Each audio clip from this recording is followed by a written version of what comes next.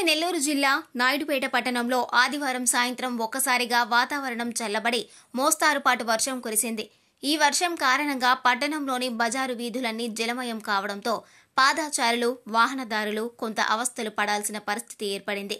పట్టణంలోని గరిటి వీధి, ఆగ్రహారపేట, పాత ట్రెజరీ వీధి, చిన్న దర్గా వీధి తదితర ప్రాంతాలలో వర్షపు నీరు రోడ్లపై ప్రవహిస్తూ ఉండడంతో ప్రజలు మరింత ఇబ్బందులు పడాల్సిన పరిస్థితి ఏర్పడింది.